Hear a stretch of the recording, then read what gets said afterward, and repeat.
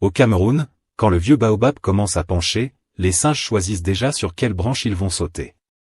Mes chers abonnés de Kamenews, asseyez-vous, serrez vos ceintures et préparez-vous, parce que ce que vous allez voir n'est pas un simple anniversaire, ni un communiqué officiel bien rangé.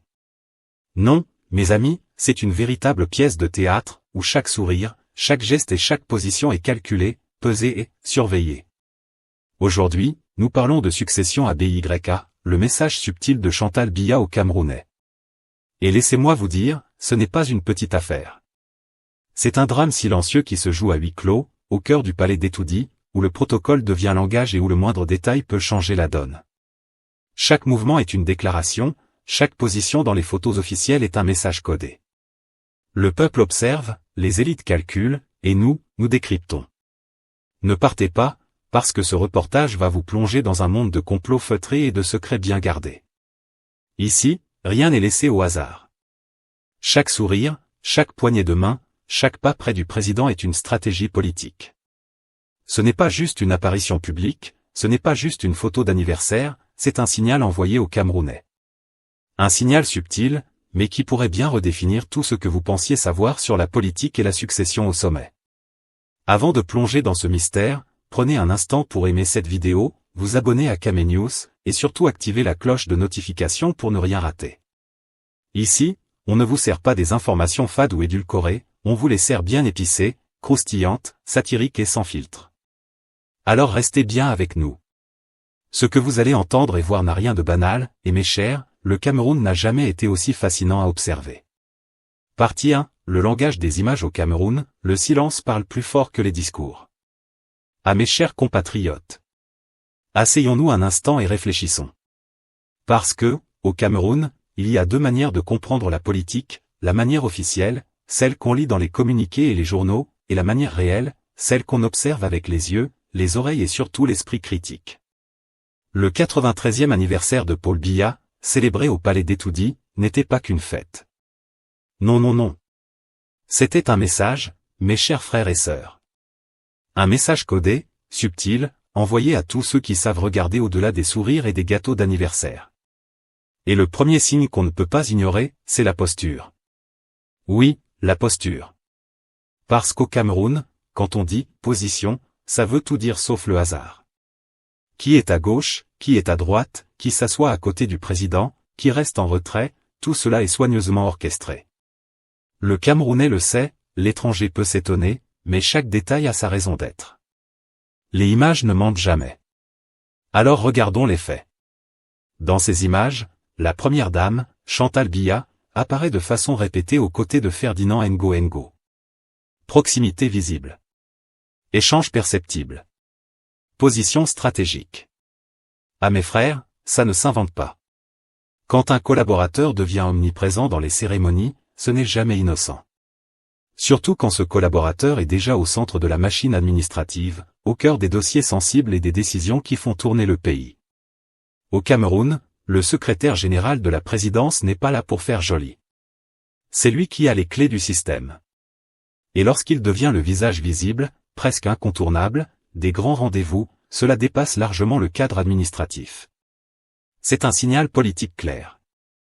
La communication symbolique. Il faut comprendre une chose, au palais, les discours officiels sont utiles, mais ils ne disent pas tout. La vraie communication se fait par les symboles, par les gestes, par les images. Un sourire calculé peut signifier l'alliance. Un regard échangé peut annoncer une stratégie. Un simple placement à une table peut redistribuer les cartes avant même que quiconque le sache. Et là, mes amis, nous ne parlons pas d'un hasard de protocole. On parle d'un jeu de signes. Un langage silencieux que les initiés décodent et que le peuple observe, parfois sans en avoir conscience. Le pouvoir se lit entre les lignes. Regardez autour de vous. Ce qui attire l'attention, ce n'est pas seulement qui parle ou qui signe un document. C'est qui est là quand ça compte. Qui est mis en avant. Qui est aligné au centre. Et dans ce 93e anniversaire, ce qui frappe, c'est la constance, les mêmes visages apparaissent, les mêmes gestes se répètent, la même proximité est affichée. Ngo, mes chers frères et sœurs, n'est pas un simple collaborateur. Il est au cœur du pouvoir. Et chaque geste qui le rapproche de la sphère présidentielle n'est pas un hasard. C'est un message destiné à tous ceux qui savent lire entre les lignes. Le Camerounais moyen, lui, voit les images et se dit « Pauvre Cameroun ». Ça se prépare déjà là-bas, et nous, on regarde. Le pouvoir en silence. Ce qui rend cette situation fascinante, c'est la subtilité. Personne n'a dit un mot. Aucun communiqué officiel ne l'a annoncé. Mais les images parlent. Les gestes parlent. Les postures parlent. Et dans cette logique, la répétition de certains signe la proximité, la visibilité, l'apparition constante lors des grands rendez-vous devient un langage. Un langage que seuls les initiés comprennent complètement. Mais que le peuple, avec son œil vif et sa mémoire longue, commence à déchiffrer. Les alliances ne se déclarent pas. Elles se montrent. Les pouvoirs ne se prennent pas en un jour. Ils se consolidant en silence. Satire à la camerounaise. Permettez-moi de vous le dire comme ça se dit chez nous, au Cameroun, si tu penses que tout se joue dans les discours officiels, mon frère, ma sœur, tu te trompes lourdement. Ici, c'est le royaume des signes. Ici, c'est le théâtre des symboles. Ici, on ne crie pas les alliances, on les montre. Et si tu n'as pas l'œil fin, tu rates tout. Alors pendant que certains parlent beaucoup pour ne rien dire, d'autres avancent en silence, bien placés, bien visibles, bien stratégiques. Et les images de ce 93e anniversaire montrent exactement ça, un acteur clé qui s'installe doucement, mais sûrement, dans le cœur du pouvoir. Conclusion de la partie 1. Donc, mes chers abonnés de Camenews, retenez ceci, au Cameroun, le silence est plus bavard que les discours. Les images sont plus révélatrices que les communiqués. Et chaque position, chaque geste, chaque sourire calculé peut cacher une bataille silencieuse des positionnements. Alors, la prochaine fois que vous regarderez un événement officiel, rappelez-vous, derrière le protocole se cache souvent la vraie politique. Et si vous savez observer, vous verrez tout. Partie 2, Chantal Biya, actrice sociale ou stratège silencieuse. À mes chers compatriotes. Au Cameroun, il y a les titres officiels, et il y a les titres réels. Il y a ce qui est écrit dans la Constitution, et il y a ce qui fonctionne dans la pratique. Et quand on parle de la première dame, Chantal Biya, il faut éviter 2 erreurs. La sous-estimer, ou faire semblant de ne pas comprendre son influence. Parce qu'au Cameroun, l'influence ne porte pas toujours un badge ministériel. Une image soigneusement construite. Depuis des années, l'image officielle de la première dame est bien définie, action sociale, fondation caritative, événements humanitaires, engagement auprès des enfants et des femmes. Une posture douce. Bienveillante. Apolitique en apparence. Mais au Cameroun, mes chers frères et sœurs, même le silence peut être politique. Dans un système où l'accès au président est extrêmement filtré, où les audiences sont rares et stratégiques, la proximité familiale devient naturellement un levier d'influence.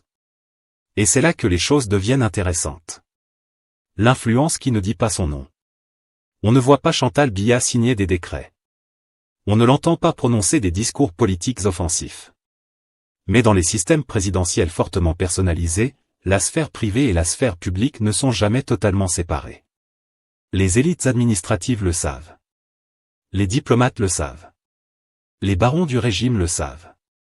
Dans les couloirs feutrés d'Etoudi, l'écoute est une monnaie. La proximité est un capital. Et lorsqu'on observe des signes répétés de proximité stratégique avec Ferdinand Ngo, cela dépasse le simple cadre protocolaire. Ce n'est plus seulement une relation institutionnelle. C'est une convergence visible. Une alliance symbolique ou structurelle? La grande question, et elle mérite d'être posée avec sérieux. Sommes-nous face à une simple affinité personnelle, ou à une alliance stratégique? Parce qu'en politique camerounaise, les alliances ne se déclarent pas. Elles se montrent. Quand une personnalité gagne en visibilité constante aux côtés du noyau familial du pouvoir, cela rassure certains et en inquiète d'autres. Rassure ceux qui veulent la continuité. Inquiète ceux qui espéraient un autre équilibre. Et dans ce type de configuration, chaque apparition publique devient un signal envoyé aux élites. Voici l'axe solide. Même si personne ne le dit officiellement. La succession, ce mot qu'on évite mais qu'on prépare. Officiellement, la question de l'après ne se pose pas. Le président Paul Biya est en fonction. Les institutions tiennent. Le discours est stable. Mais dans les cercles stratégiques, la politique fonctionne toujours avec anticipation. Les systèmes solides ne préparent pas la transition le jour même. Ils l'anticipent longtemps à l'avance. Et si préparation il y a, elle ne se fera pas à travers un meeting public. Elle se fera à travers des consolidations progressives. Des alliances renforcées. Des fidélités confirmées. Des visibilités calculées. Et dans ce cadre, la posture de la Première Dame prend une dimension nouvelle. La logique de la continuité. Soyons clairs, dans les systèmes politiques de long règne, la priorité absolue est la stabilité. La transition ne doit pas être une rupture brutale. Elle doit être maîtrisée. Encadrée. Sécurisée. Et qui mieux que quelqu'un déjà au cœur de la machine administrative peut garantir cette continuité? Le secrétaire général de la présidence n'est pas un acteur périphérique. Il est au centre du dispositif. Il connaît les dossiers sensibles, les équilibres internes, les réseaux institutionnels. Alors quand ce profil bénéficie en plus d'une proximité symbolique visible avec la sphère présidentielle, cela crée une impression de cohérence stratégique. Ce n'est peut-être pas une désignation. Mais c'est une consolidation. Satire camerounaise, on ne fait rien, mais tout se fait. Permettez-moi une vérité à la camerounaise même. Chez nous, on peut dire qu'il ne se passe rien, pendant que tout est déjà en train de se passer. On peut affirmer qu'il n'y a aucune préparation, pendant que les positions se renforcent doucement. On peut parler d'un simple anniversaire, pendant que les symboles envoient des messages puissants. Et le plus fascinant, c'est que tout cela se fait sans bruit. Sans conflit ouvert. Sans déclaration fracassante. C'est une stratégie douce. Progressive. Calculée. Le message aux élites. Quand une première dame affiche une proximité répétée avec un haut responsable, ce n'est pas seulement destiné au grand public. C'est un signal interne. Un signal aux ministres. Un signal aux directeurs généraux. Un signal aux responsables sécuritaires. Cela dit subtilement. Voici un acteur clé. Et dans les systèmes politiques fortement hiérarchisés, les signaux internes sont plus puissants que les discours publics. Les élites savent lire ces messages. Et elles ajustent leur position en conséquence. Une stratégie de protection du système? Il faut aussi poser une hypothèse importante. Et si cette proximité n'était pas une question d'ambition personnelle, mais une stratégie de protection du système? Un système qui veut éviter les fractures internes. Un système qui veut verrouiller les incertitudes. Un système qui veut rassurer les partenaires nationaux et internationaux. Dans cette logique, consolider un profil central pourrait être perçu comme un moyen d'éviter une bataille ouverte. Mais attention, en politique, même les stratégies de protection peuvent créer des tensions invisibles. Parce que quand un axe se renforce, d'autres sensibilités peuvent se sentir marginalisées. Et c'est là que la bataille silencieuse commence. Entre perception et réalité. Il est essentiel de rester rigoureux, aucune annonce officielle n'a été faite. Aucun scénario n'a été confirmé. Nous sommes dans le domaine de l'analyse des signaux. Mais en politique, les signaux précèdent souvent les déclarations. Et aujourd'hui, la perception qui s'installe dans l'opinion publique est celle d'un alignement stratégique. Que ce soit volontaire ou simplement circonstanciel, l'effet est le même. Les regards se tournent vers ce duo symbolique. Conclusion de la partie. Chantal Biya est-elle simplement une première dame fidèle aux engagements sociaux? Ou joue-t-elle un rôle plus stratégique dans la consolidation des équilibres du pouvoir? La réponse officielle n'existe pas. Mais les images parlent. Les positionnements interpellent. Les répétitions intriguent. Et dans un pays où la politique se lit souvent entre les lignes, cette proximité visible n'est pas anodine. Au Cameroun, on ne proclame pas toujours les intentions. On les suggère. On les installe. On les habitue au regard public. Et pendant que le peuple observe, les alliances se dessinent doucement. Très doucement. Mais sûrement. Partie 3, la bataille silencieuse des positionnements quand ça sourit devant, mais ça calcule derrière. Au Cameroun, la politique ne crie pas toujours. Elle chuchote. Elle ne court pas dans la rue. Elle marche doucement dans les couloirs climatisés. Et pendant que le peuple voit les sourires, les accolades et les photos bien cadrées, dans les coulisses, mes chers compatriotes, ça calcule dur. Oui, ça calcule même. Au sommet, personne n'est innocent. Quand on parle de succession, il ne faut jamais imaginer une bagarre publique. Non. Au Cameroun, la bataille est élégante. Silencieuse. Presque polie. On ne dit pas, je veux le pouvoir. On dit, je suis loyal. On ne dit pas, je me positionne. On dit, je sers la République. Mais derrière chaque posture de loyauté, il y a un positionnement stratégique. Et dans ce jeu subtil, la visibilité est une arme. Plus tu apparais aux côtés du centre du pouvoir, plus ton nom circule dans les cercles décisionnels. Plus les caméras te captent, plus ton image s'installe dans l'imaginaire collectif. Et dans ce théâtre feutré, Ferdinand Ngo n'est pas un figurant. Il est devenu un acteur central. Le protocole, cette science exacte. Au Cameroun, le protocole n'est pas une formalité. C'est une science. Qui entre en premier? Qui s'assoit à gauche? Qui se tient derrière le président? Qui est consulté avant les autres? Tout est message.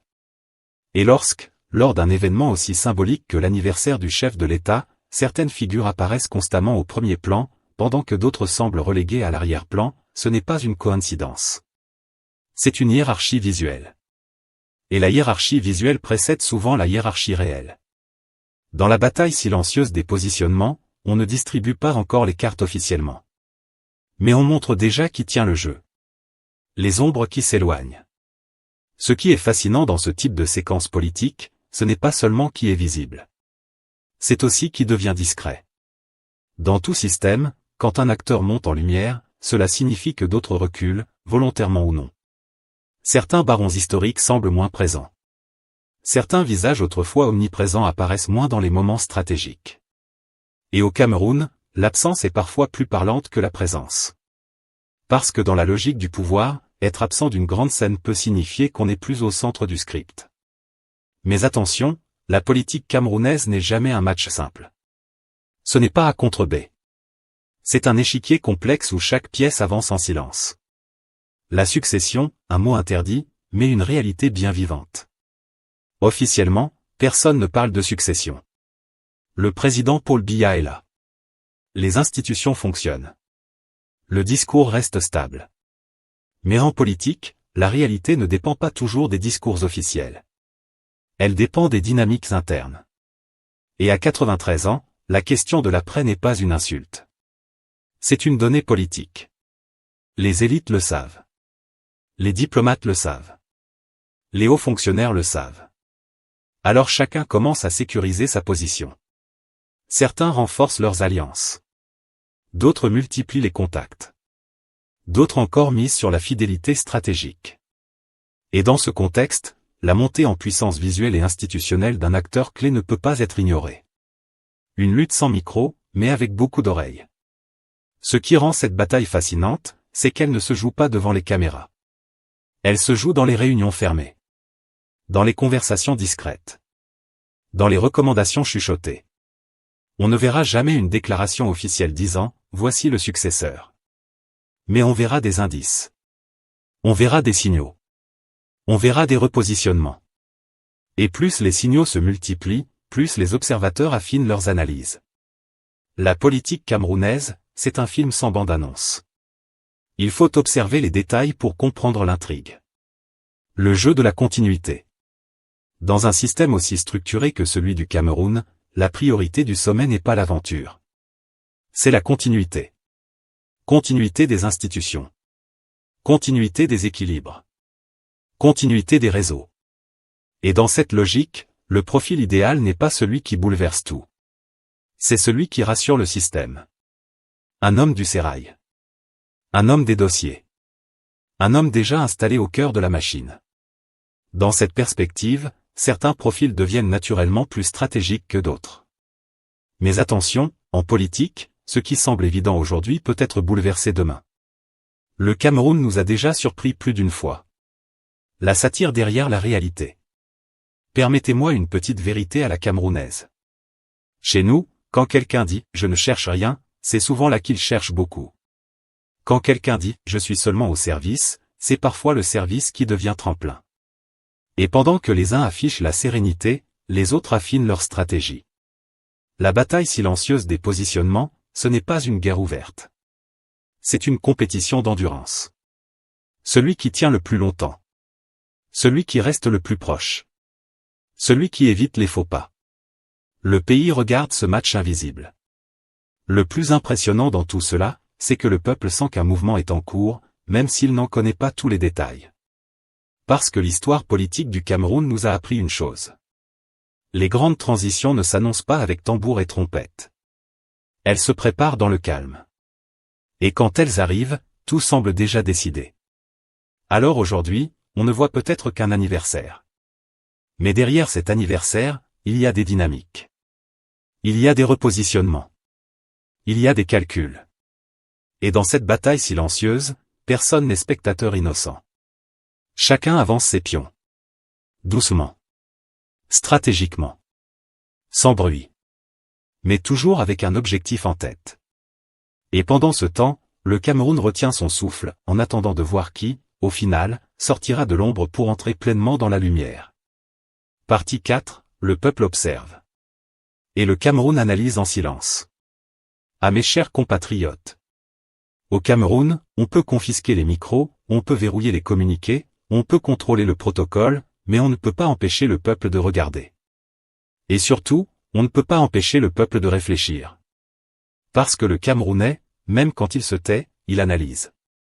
Même quand il rigole, il comprend. Même quand il dit « on va voir », ça veut dire qu'il a déjà tout vu. Dans les quartiers de Douala, dans les carrefours de Yaoundé, dans les taxis où le chauffeur devient politologue sans diplôme, la même phrase revient. Vous avez vu comment ça se passe là-bas? Les images du 93e anniversaire ne sont pas restées au palais d'Etoudi. Elles ont voyagé plus vite que les communiqués officiels. WhatsApp, Facebook, groupes familiaux, réunions discrètes, tout le monde a vu. Et quand le peuple voit, il interprète. Le Camerounais n'est pas naïf. On a parfois tendance à croire que le peuple dort. Grave erreur. Le Camerounais peut sembler calme, patient, silencieux. Mais il observe les détails. Qui était assis où? Qui parlait avec qui? Qui souriait trop? Qui paraissait effacé? Ici, une chaise déplacée peut déclencher 1000 commentaires. Une proximité répétée peut faire naître 10 000 hypothèses. Et cette proximité visible entre la première dame et le secrétaire général de la présidence n'a échappé à personne. Dans les discussions, certains disent « C'est normal, c'est un collaborateur ». D'autres répondent « Normal comment ?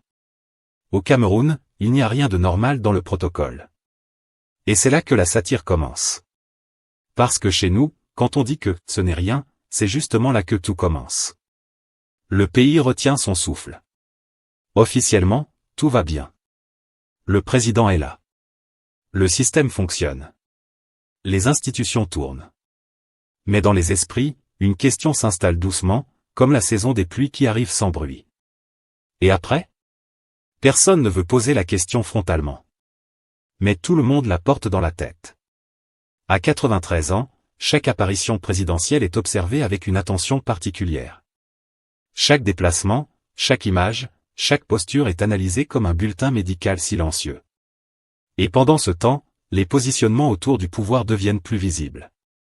Ce n'est pas un hasard si les regards se tournent vers ceux qui semblent les plus proches du centre. Parce que dans un système aussi structuré, la proximité est une monnaie politique. Plus tu es proche, plus tu comptes. Plus tu es visible, plus tu pèses. Plus tu es aligné, plus tu rassures certains, et inquiètes d'autres. Les réseaux sociaux, nouvelle place du village. Autrefois, les débats se faisaient sous l'arbre à palabres. Aujourd'hui, ils se font sous les publications Facebook. Les jeunes analysent les photos comme des experts en communication politique. Les anciens rappellent l'histoire. Les militants comparent les époques. Certains parlent de continuité. D'autres parlent de préparation. D'autres encore parlent de verrouillage stratégique. Et au milieu de tout cela, une chose est claire, le peuple ne regarde plus la politique comme un simple spectacle. Il la regarde comme un film dont il veut connaître la fin. Sauf que le scénario, lui, reste gardé dans un coffre-fort. Une population entre fatigue et attente. Il faut aussi le dire avec sérieux, derrière la satire, il y a une réalité sociale. Pendant que les élites ajustent leurs alliances, le citoyen ordinaire, lui, fait face à la vie chère, au chômage, aux difficultés quotidiennes. Alors forcément, quand il voit les images d'Etoudi, il se demande. On prépare la succession, mais on prépare aussi quoi pour nous? La politique des symboles fascine, oui. Mais elle inquiète aussi. Parce que le Camerounais a appris une chose, les grandes décisions se prennent souvent loin du peuple, mais leurs conséquences retombent toujours sur lui. Le silence avant le grand bruit? Dans notre pays, les transitions ne sont jamais brutales en apparence. Elles sont lentes, calculées, maîtrisées. Mais l'histoire nous enseigne que les périodes d'incertitude sont aussi celles où les tensions internes peuvent émerger. Et pendant que certains se positionnent avec élégance, d'autres observent dans l'ombre. Le peuple, lui, attend. Il regarde. Il retient son souffle. Parce qu'il sait que quelque chose se prépare. Peut-être pas aujourd'hui. Peut-être pas demain. Mais les images ont planté une graine dans les esprits. Pauvre Camerin. Mais Camerin conscient. On peut plaisanter, on peut ironiser, on peut analyser avec humour. Mais la vérité est simple, le Cameroun entre doucement dans une phase où chaque symbole compte. Les anniversaires deviennent politiques. Les photos deviennent stratégiques. Les silences deviennent éloquents. Et le peuple, lui, n'est plus seulement spectateur. Il est analyste. Il est commentateur. Il est vigilant. Alors oui, pauvre Camerin si les décisions se prennent sans lui. Mais Camerin mature si le peuple continue d'observer avec lucidité. Parce qu'au final, le vrai pouvoir durable ne repose pas seulement sur les alliances du sommet. Il repose aussi sur la confiance de la base. Et cette base-là, elle regarde. Elle comprend. Elle n'oublie pas. Conclusion. Alors chers abonnés de Kamenews, dites-nous. Pensez-vous que ces images sont de simples coïncidences protocolaires? Ou bien assistons-nous au premier chapitre d'une succession silencieuse? Au Cameroun, le pouvoir ne change pas brusquement. Il glisse. Il se repositionne. Il s'organise avant même que le peuple ne soit officiellement informé. Le 93e anniversaire du président n'était peut-être pas qu'une célébration. C'était peut-être un signal. À vous de nous dire ce que vous en pensez. Likez cette vidéo, partagez-la autour de vous, et surtout abonnez-vous à Kamenews, parce qu'ici, on ne vous montre pas seulement les images, on vous aide à les comprendre. À très bientôt pour un nouveau décryptage exclusif.